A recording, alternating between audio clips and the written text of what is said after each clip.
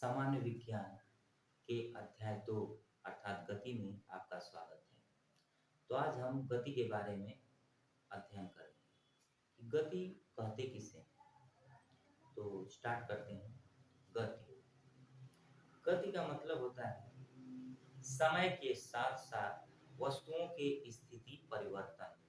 समय के साथ साथ वस्तुओं के स्थिति परिवर्तन को गति कहते हैं। अगर समय के साथ साथ वस्तुओं की स्थिति में परिवर्तन हो रहा है तब वस्तु गति की अवस्था में कही जाएगी। परंतु यदि समय के साथ साथ वस्तुओं की स्थिति में किसी भी प्रकार का कोई परिवर्तन नहीं हो रहा है तो वस्तु विरामावस्था में कही जाएगी। तो देखते हैं गति अर्थात मोशन।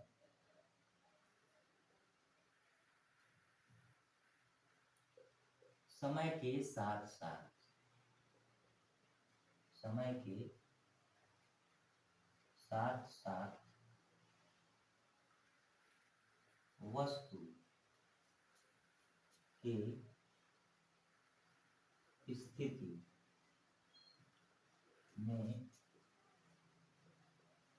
परिवर्तन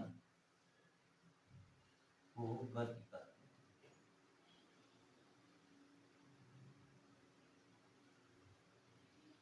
समय के साथ साथ वस्तु के स्थिति परिवर्तन को गति कहते हैं। समय के साथ साथ यदि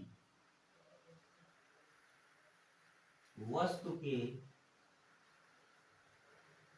स्थिति में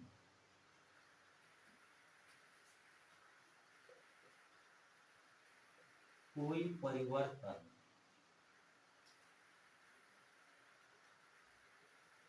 नहीं होता है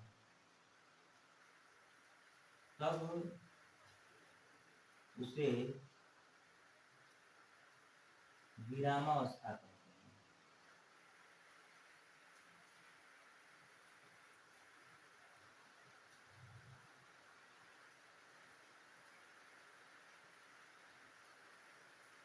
तो हमने क्या देखा कि समय के साथ साथ जब वस्तु की स्थिति में परिवर्तन होता है तो उसे गति की अवस्था कहते हैं।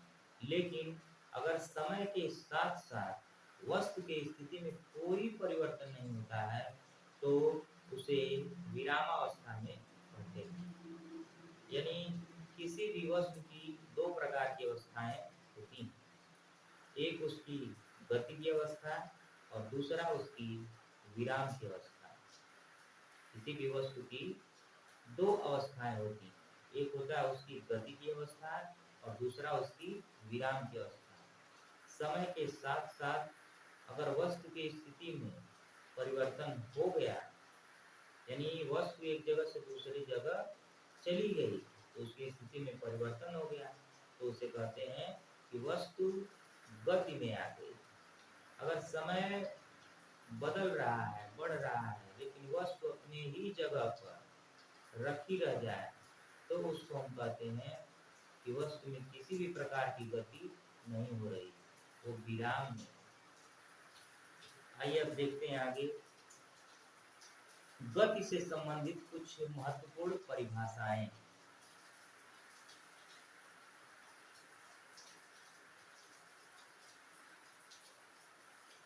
गति से संबंधित कुछ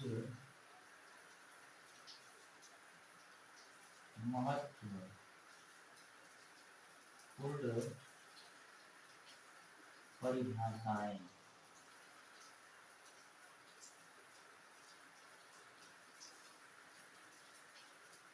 तो गति से संबंधित कुछ महत्वपूर्ण परिभाषाओं में सबसे पहले आता है दूरी। जब हम गति करते हैं तो हम कुछ न कुछ दूरी तय करते हैं। दूरी,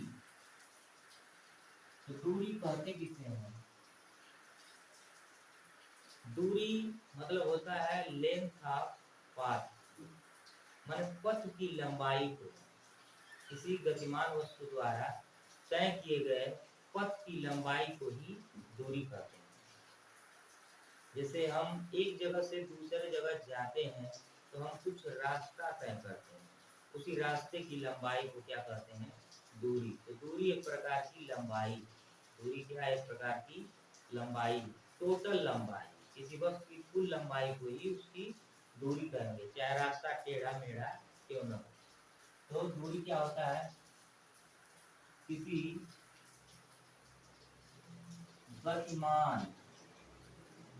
गतिमान वस्तु द्वारा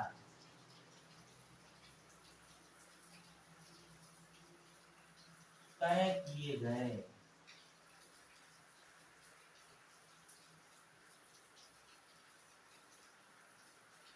पथ की लंबाई को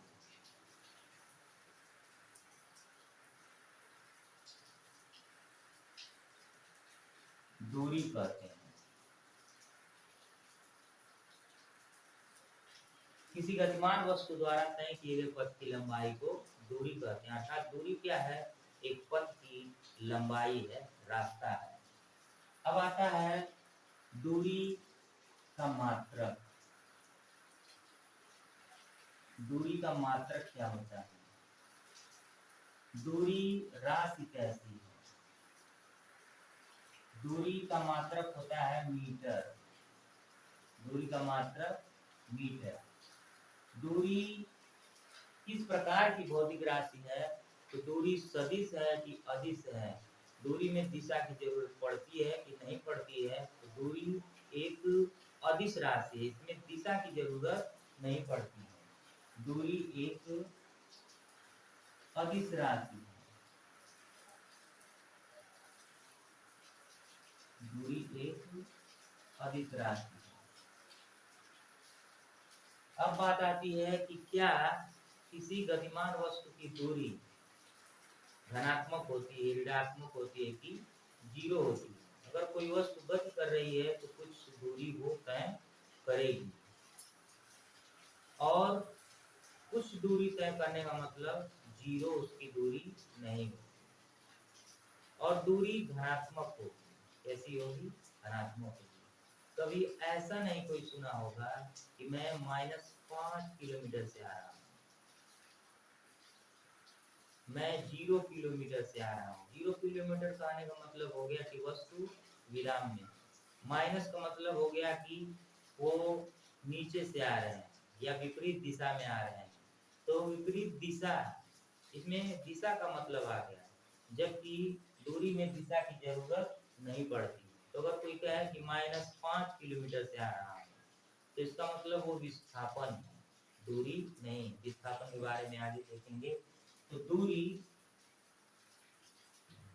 एक अशून्य धनात्मक राशि।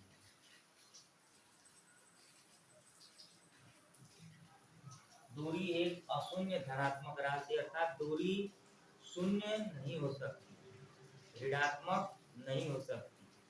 अर्थात दूरी शून्य व ऋणात्मक नहीं होती।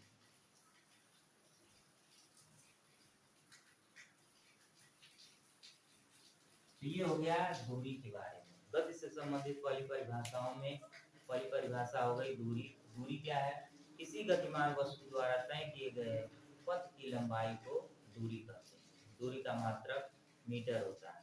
दूरी एक अदिश राशि। दूरी केवल और केवल धनात्मक होती है, शून्य नहीं हो सकती, ऋणात्मक नहीं हो सकती, भिन्नात्मक हो सकती लेकिन धनात्मक होती। अब दूसरी परिभाषा आती है विस्थापन।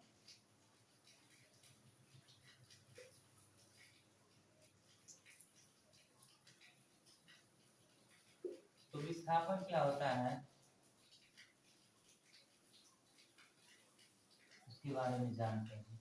विस्थापन का मतलब जैसे कोई व्यक्ति इतना गया और इतना वापस आ गया, इतना का मतलब कुछ किलोमीटर गया और कुछ वापस आ गया तो उसको कहते हैं विस्थापन। तो विस्थापन मतलब ये होता है किसी गतिशील वस्तु के, किसी गतिमान वस्तु के अंतिम और प्रारंभिक स्थितियों के बीच के अंतर को विस्थापन कहते हैं। किसी गतिमान वस्तु के अंतिम व प्रारंभिक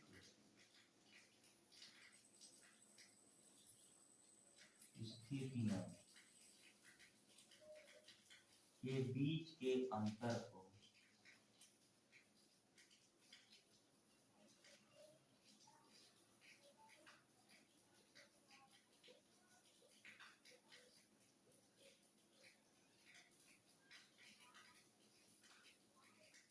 विस्थापन कहते हैं। जैसे ये वस्तु की अंतिम स्थिति हो गया, वस्तु की अंतिम स्थिति, और ये हो गया वस्तु की प्रारंभिक स्थिति।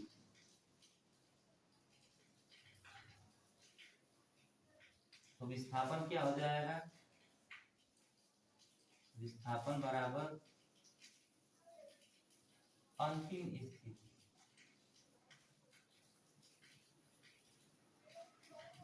अंतिम स्थिति माइनस प्रारंभिक स्थिति।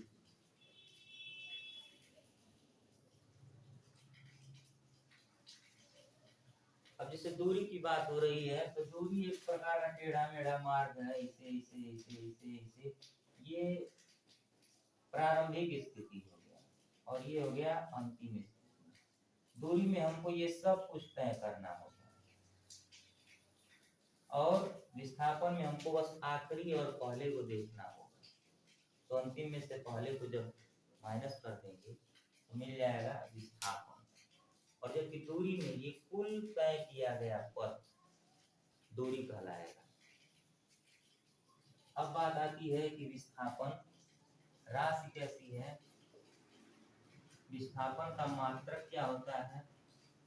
तो विस्थापन का भी मात्रक मीटर होता है। विस्थापन का मात्रक मीटर होता है।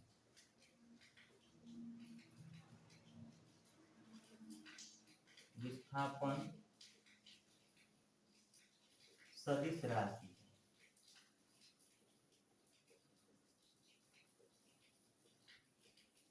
विस्थापन सदिश राशि है। विस्थापन शून्य भी हो सकता है, धनात्मक भी हो सकता है और ऋणात्मक भी हो सकता है। जैसे हम जितना मीटर गए थे उतना मीटर वापस आ गए तो विस्थापन शून्य हो गया। तो विस्थापन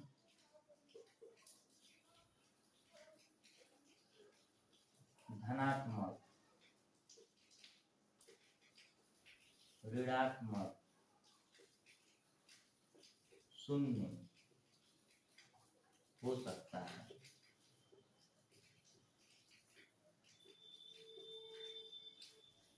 तो देखिए दो चीजें आई जिनका मात्रक सेम निकला, एक आया दूरी और दूसरा विस्थापन। जिसमें दूरी और विस्थापन में मुख्य अंतर क्या है कि दूरी अदिश राशि है और विस्थापन सदिश राशि है, जबकि मात्रक समान है।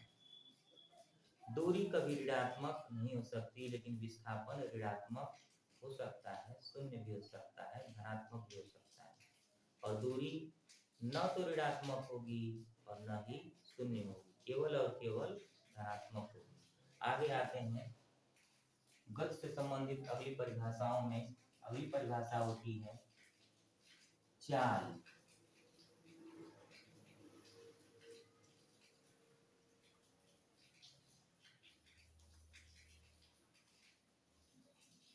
चाल, तो चाल क्या होता है? चाल बराबर होता है दूरी बटे समय। किसी गतिमान वस्तु द्वारा एकांक समय में चली गई दूरी। तो किसी गतिमान वस्तु द्वारा एकांक समय में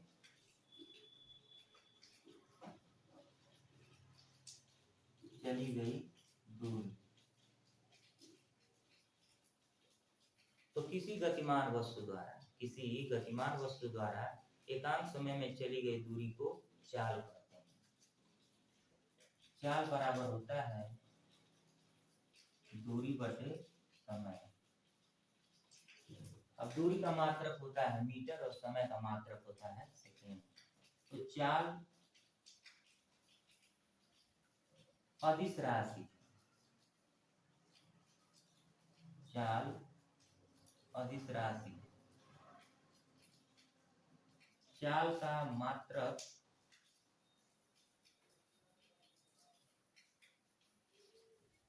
मीटर प्रति सेकेंड होता है। चाल का मात्रक मीटर प्रति सेकेंड होता है। चाल शून्य व ऋणात्मक नहीं हो सकती।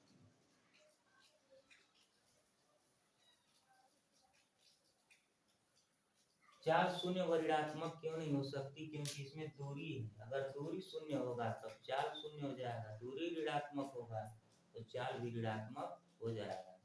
तो चाल किसे कहते हैं? एकांक समय में किसी गतिमान वस्तु द्वारा चली गई दूरी को ही चाल कहते हैं। चाल बराबर होता है दूरी बटे समय, और चाल एक अदिश राशि है। चाल का मात्रक मीटर प्रति सेकंड होता है और चाल शून्य व ऋणात्मक नहीं हो सकती। अब गति से संबंधित अगली परिभाषा आती है वेग, वेलोसिटी। तो वेग क्या होता है? एकांक समय में तय किए गए विस्थापन को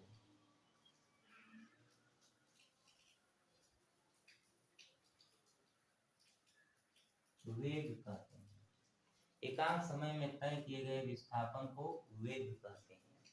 वेग बराबर होता है,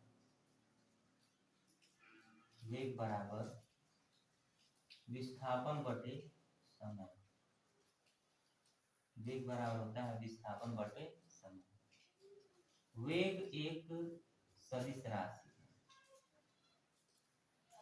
वेग सदिश राशि है। वेग का मात्रक मीटर प्रति सेकंड होता है और वेग शून्य, धनात्मक, ऋणात्मक हो सकता है। तो चाल की तरह से वेग भी होता है, लेकिन वेग एक अदिश राशि न होकर के सदिश राशि होता है। तो वेग कहते किसे हैं? एकांक समय में किसी गतिमान वस्तु द्वारा तय किए गए विस्थापन को वेग कहते हैं। वेग बराबर विस्थापन बटे समय। वेग एक अदिश राशि है, इसका मात्रक मीटर प्रति सेकंड होता है। वेग शून्य भी हो सकता है, धनात्मक भी हो सकता है, ऋणात्मक भी हो सकता है। क्यों? क्योंकि इसके फार्मूला में विस्थापन आता है और विस्थापन शून्य भी होता है, धनात्मक भी हो सकता है और ऋणात्मक भी हो सकता है। अब अगली परिभाषा आती है त्वरण।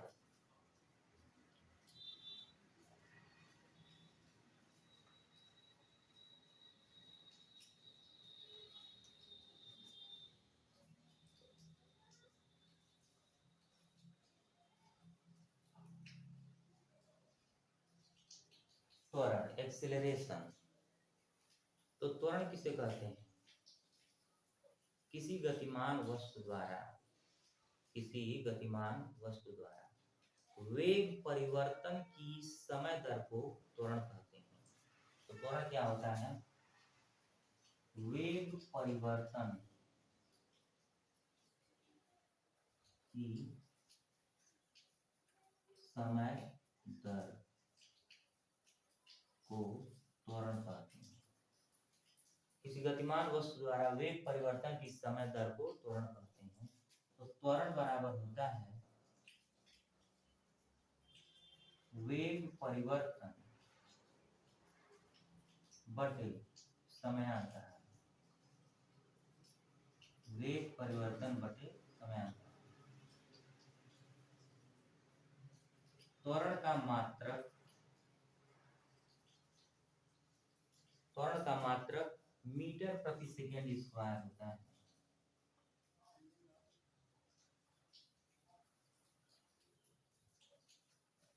त्वरण एक सदिश राशि है।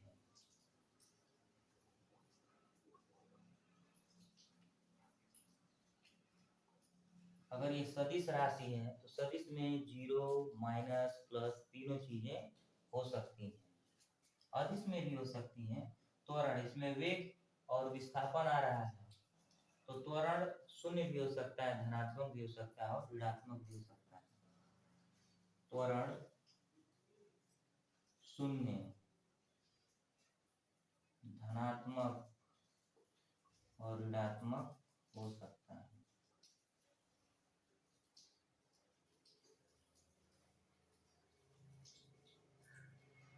त्वरण यदि शून्य है तो इसका मतलब क्या है?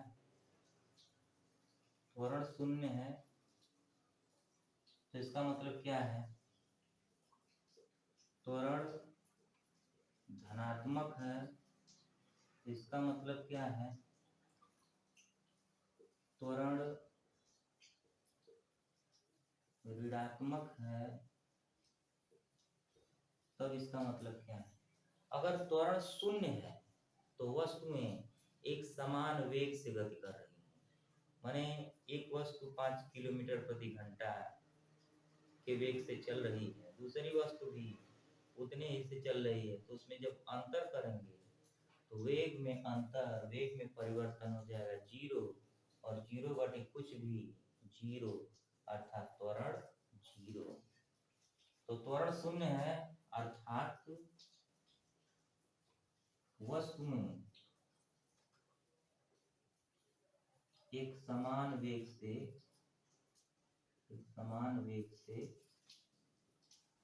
गतिशील है,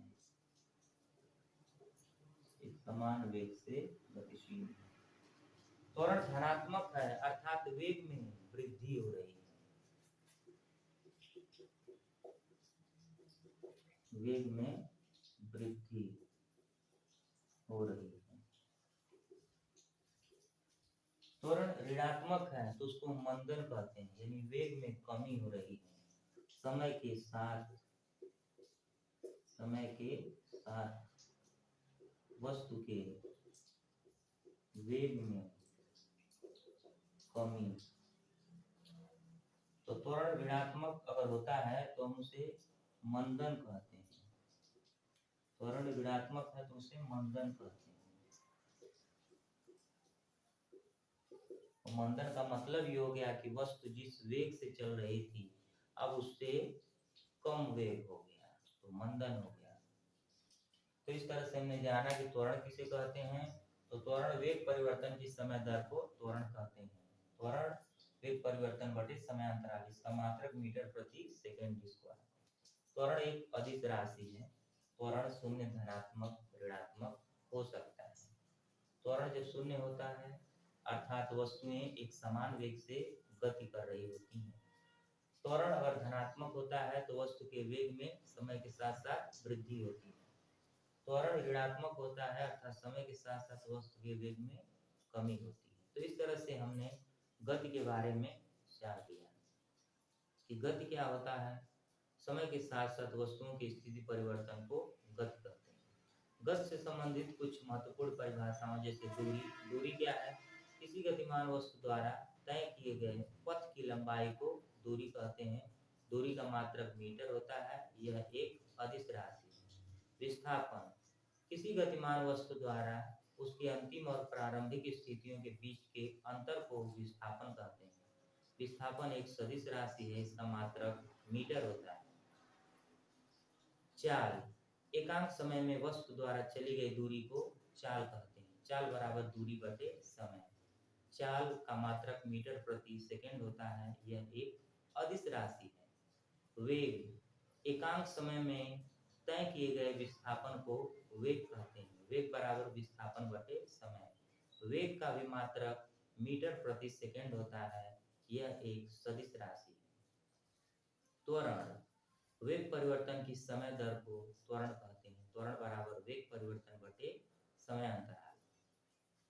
त्वरण एक सदिश राशि है, इसका मात्रक मीटर प्रति सेकंड स्क्वायर होता है। आइए अब जानते हैं कि न्यूटन ने गति से संबंधित कुछ समीकरण दिए थे उसके बारे में।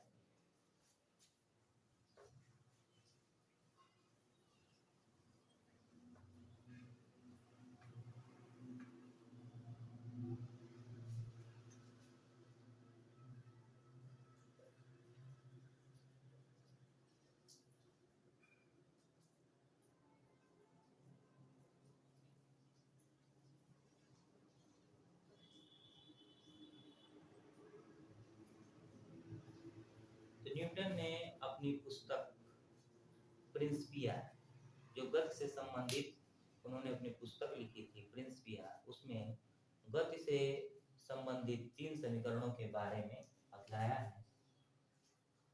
जिसमें पहला समीकरण है v = u + at, और दूसरा समीकरण है s बराबर ut + ½ at², और तीसरा समीकरण है v² बराबर u² + 2as, जहाँ v क्या है, वस्तु का अंतिम वेग, वस्तु का अंतिम वेग। u क्या है, वस्तु का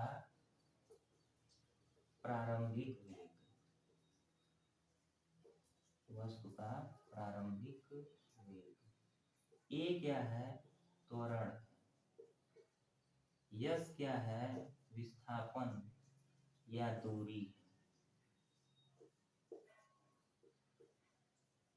और टाइम t समय।